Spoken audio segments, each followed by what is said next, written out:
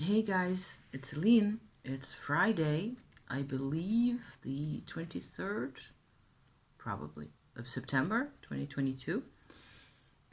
So today I wanted to sort of give you a bit of an idea of what it is that I've been doing with my Indian astrology research.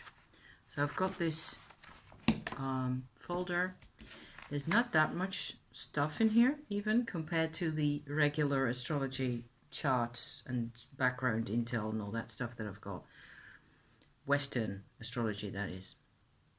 Compared to that, this is less material.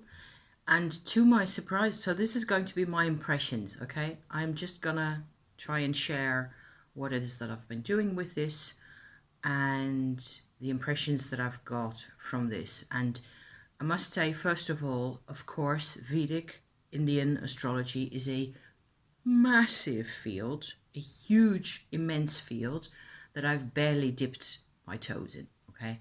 So what I was really doing, and what I just realized just now, that I should really present as sort of my angle of attack of this whole huge world that I haven't really, any experience with at all, is the interest that I keep having in an old side of astrological research that doesn't really attract a lot of people nowadays, although it's all on the net. You can find whatever you like in this field on the net.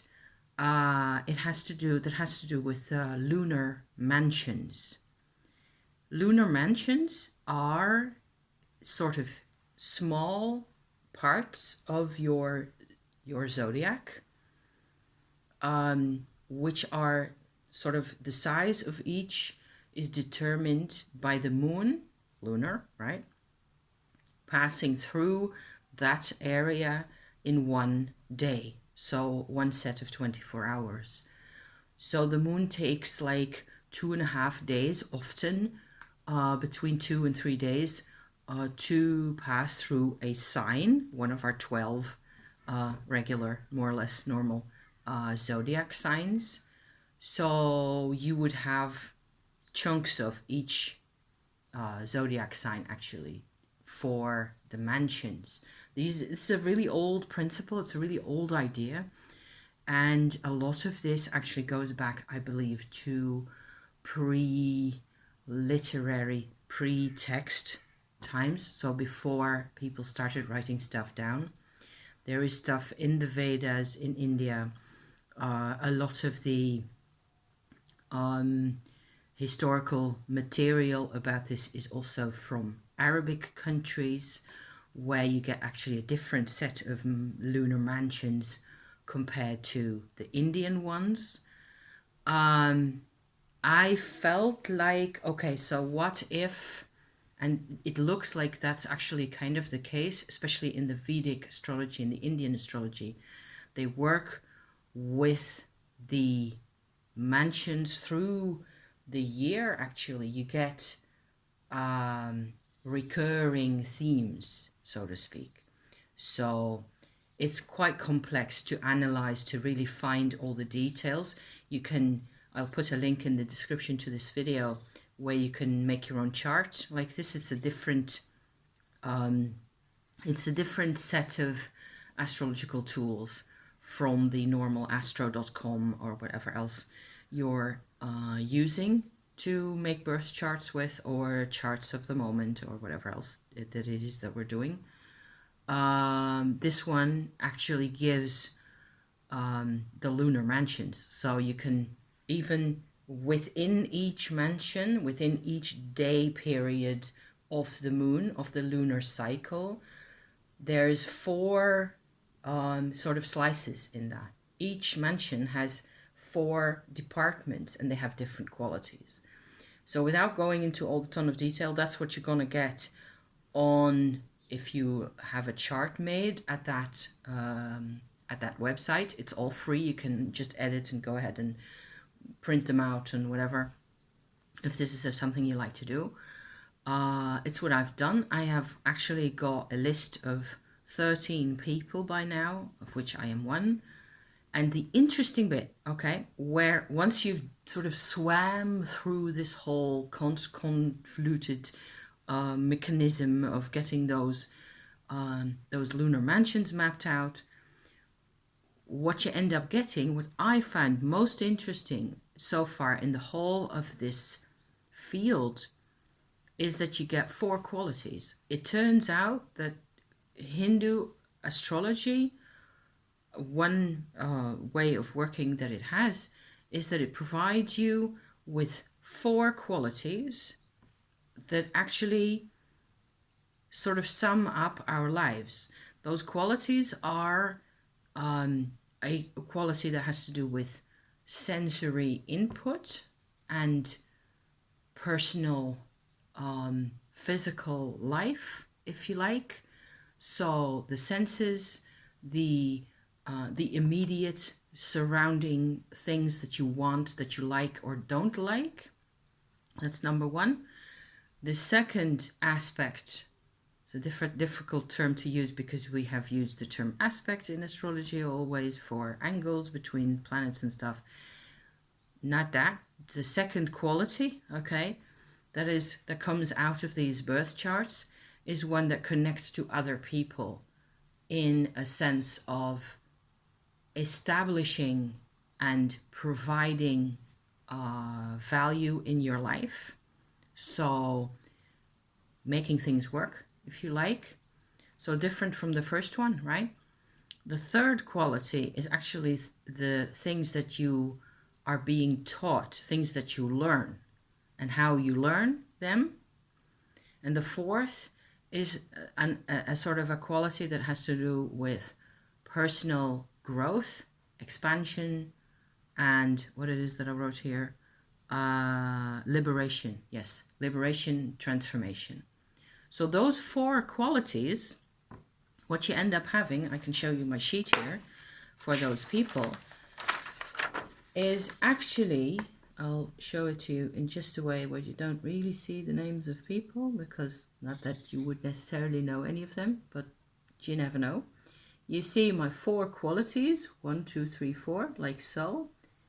And what you get is a list of, I'm just showing this for a second, just for you to have a visual image here of what it is that I'm talking about. All our planets. So my moon in Aries, that doesn't mean anything to nobody unless you really know astrology, right? It ends up in one of those 4 qualities here. Instead of the whole theory of astrology that you have to know first before making sense of any of it, I get all the planets and a couple of other things for each person sitting in one of the 4. So my moon, even though there may be similarities in terms of the star pattern, the zodiac sign, the house placement, and all the rest of it, my moon and my husband's moon, they're in the same, in the third, in the learning things category of things. In the quality of our moons is that we learn stuff through our moons. That is not the same for the other guys, the other people on my list here. See where I'm going with this? So if I just stick with my moon business here, I have people, I did this for my parents, of course, and my husband's parents and a couple of other guys.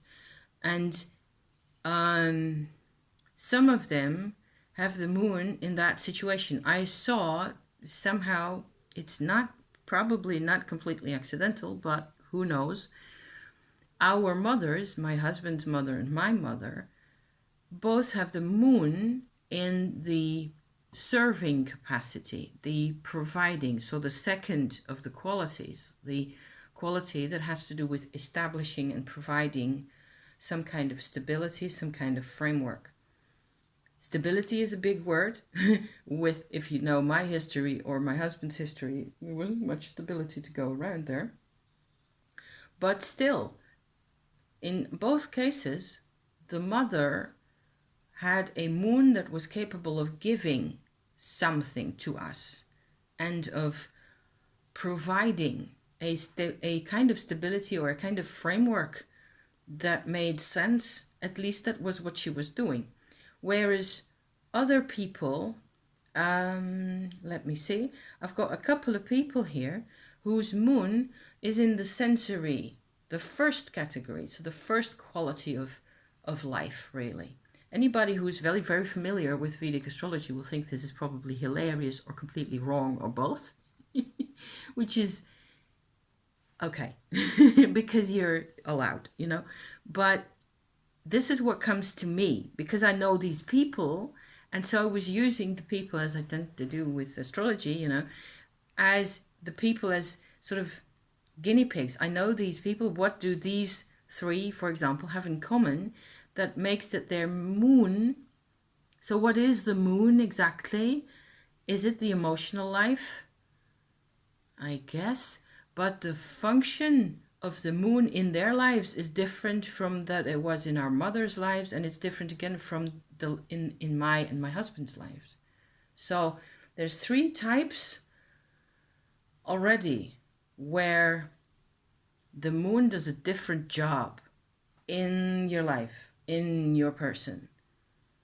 And you're not going to be able to tell because the moon may actually be in the same astrological sign as with, you know, between people.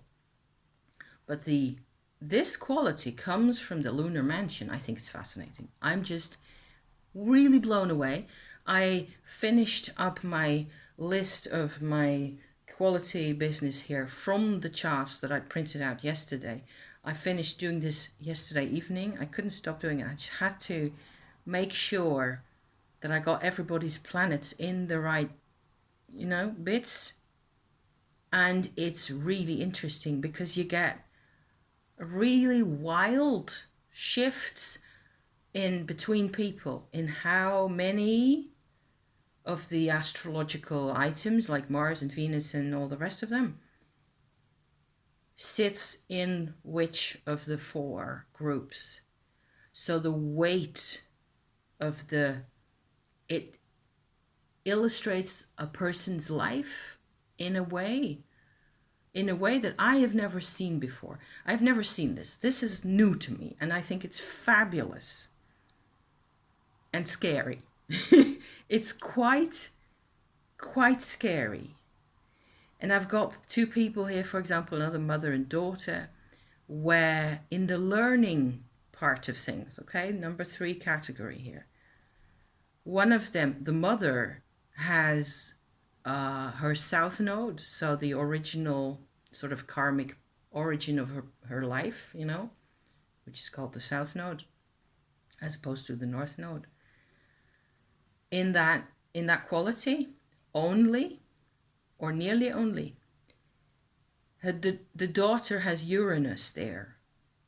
Uranus is a planet that provides change. So this girl, young woman, I'd say, she learns through change. She learns only things probably through drastic change.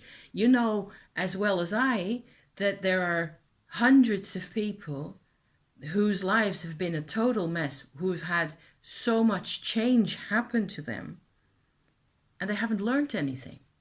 They have not learned. So like went from, I don't care about this and I'm just going to truck on with my own things like I always do, to a state of let me try to think about this, let me try to figure out whether I could do anything different, whether I could think different, whether I could...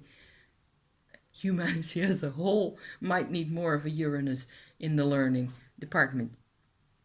This is a person who is otherwise... So it depends very much on how that connects, that Uranus or the Mars or the whatever connects to other...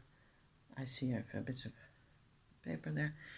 How it connects to other planets, whether it interacts properly, how it's built up, etc. But so far I was doing this list also to sort of see what the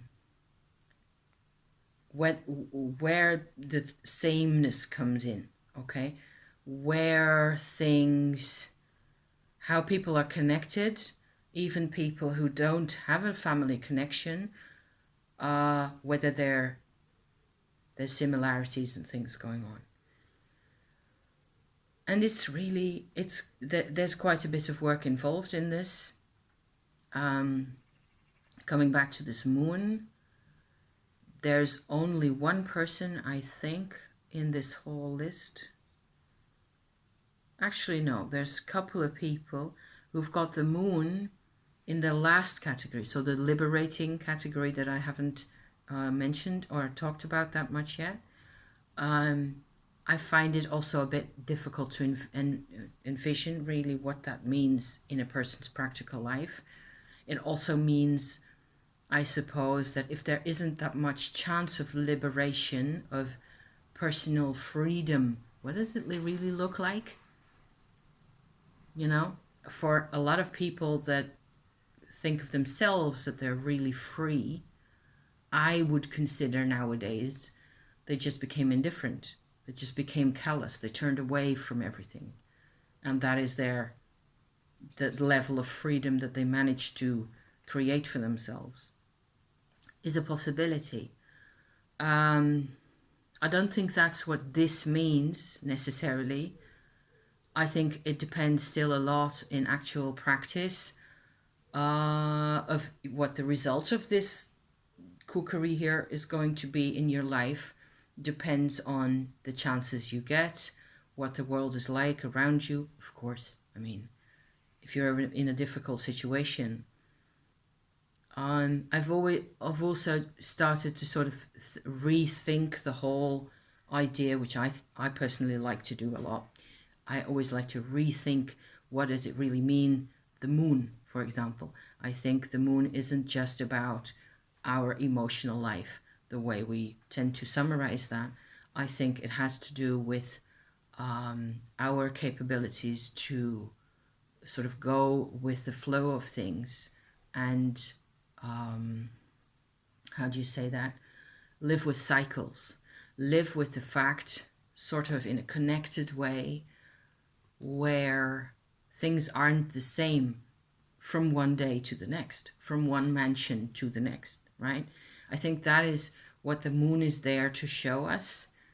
To a large extent, it is about change and about sort of having a sense of continuity of consciousness for yourself, even in wrenching change, even when, like now, for example, I mean, this is September 2022 that we're talking. It's been a couple of really complicated years for a lot of people. A lot of what I've been saying here suddenly has, become lit up for many, many more people, I think. Living with cycles, living with change, living with trying to reintegrate emotions that you didn't know were there or didn't realize that they were still, so important, revisiting over and over again, things like that. How you cope with that. Also, this website that I mentioned that actually gives you these charts. I will show you also what the charts look like, because that's a bit different from what we're used to as well. Here's a good example. They show a lot of detail, and there's lists with these aspects, and then you get from the aspects, from these qualities, you can make this kind of a list. Were you to feel the need to do that, I'm just comparing the function of the placements to people and seeing that I still have to do a lot of digging in this to really, proceed from this onward. I've seen Neptune, for example, in the learning department. Whenever Neptune is in there, those people have health issues, seems to be the case. So, yeah, things like that, consistencies over. So it makes sense. This is what it's based on. So this is one of the types of charts that you get. I hope this will show some kind of an impression. You can see little sort of pale brown squares there. Each pale brown square is a mansion, and in this case it's actually got a planet in it or more than one. And if you look really closely, you can see that they're quartered. Each mansion has quarters as well. So from there on out, you get something that looks, this is my another version of the same thing. There's another aspect that has to do with Vedic Indian astrology specifically, is that they use often so the true constellation that the planet is in compared, this is where Vedic Indian astrology and Western astrology go, they don't connect anymore. Because in the West, we've used like a mathematical approach over the past centuries to astrology. And it's a long story. You can all look it up on Wikipedia, the precession of the equinoxes, and then link that to astrology. And you will read way more than you really need to to remember, I think, for one's everyday life at all. It's one of the reasons why people don't believe in astrology, don't believe, like you should never believe anything, I suppose. You can get charts where they give you the constellation that the moon is in on your date of birth instead of the sign and so on. So Western astrology has moved away from that because of the mathematical precession of the equinoxes and all that stuff. What you get is a Western astrology becomes a theoretical, abstract, theoretical framework, which still works because it still ties together really well. So I've made several charts for myself and for a couple of other people where I compare what I get with the constellations and what I get normally with my normal background in. So the shape here with these triangles, this is me, okay, is still the same, but the signs where the things are in, they're shifted. What is it? 25 degrees or so compared to.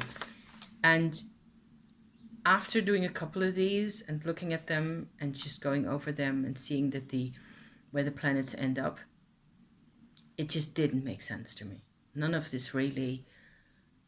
I'm a Leo. I'm not a Cancer. No way.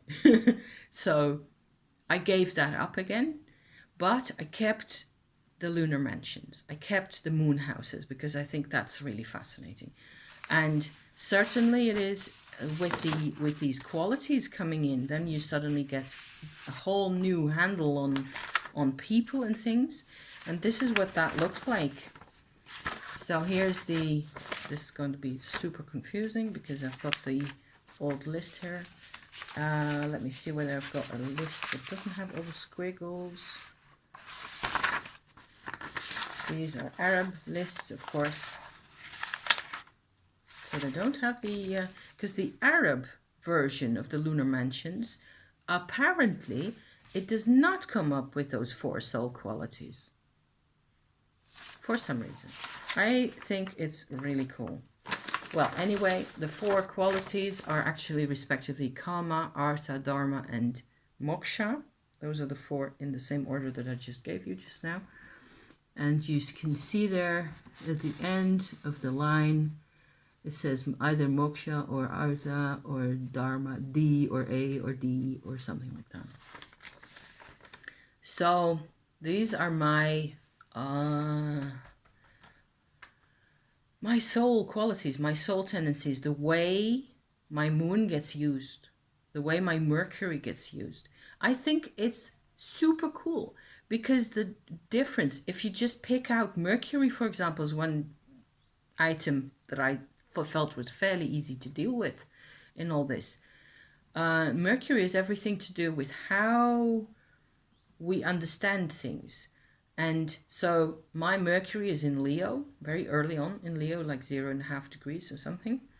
And I've always been a bit iffy about my Mercury, but from this lot, I get really clearly that I use my Mercury in a serving capacity, in a providing and supportive capacity, which is why I make videos. And it's working. And I love it. I love doing this. Even when it's really tough terrain and I really don't know where to begin and I don't know where it's going to end. And I still love making videos. So Mercury is a good point to get a handle on, because that guy's Mercury has a different job. And not only because it's in Aquarius or in Pisces or something, it's more subtle than that. And they may be in Pisces, they may have both Mercury and Pisces, but the job may be different. And if the job's different, that's what we're going to notice. That's what we're going to continually experience through our lives. The job the planet is doing. See? I love this. There's another illustration for Lunar Mansions. It looks like so. If you type in Lunar Mansions in your Google, you're going to have a ton of fun with that. There's another one that I got in here somewhere. Let me see where I got that. Oh yeah, we've got all these. Here's the bit about the qualities as well, coming back through the whole of the cycle. You get like triangles, like so, of different influences that they have figured out somehow.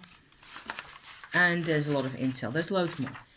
Enough about this. I just hope this is already 26 minutes. Sheesh. Just a little friendly, hopefully, chat, you know. Their Mercuries may be doing a different job from yours. So hence the continual, and especially I feel it has a lot to do with what kinds of opinions we have about each other, which tends to be pointless because you can't change people by having opinions about them. And it's pointless and it's painful. So you might as well sort of figure out a way to, let go of some of the opinions, if that means that you're,